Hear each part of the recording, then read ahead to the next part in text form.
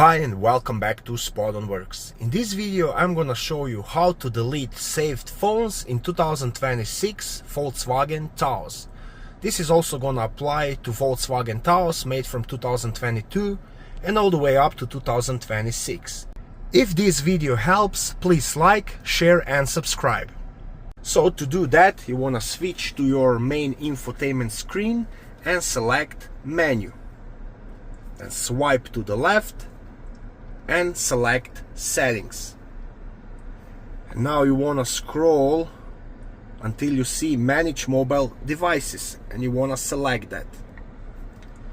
And now all previously saved phones, they're gonna be displayed right here. And whichever you want to remove from the list, you simply want to press this trash icon.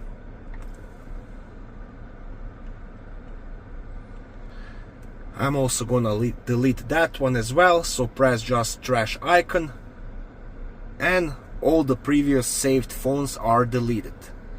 I hope this video was helpful to you. If it was, please like it and consider subscribing to my channel. Thank you, bye.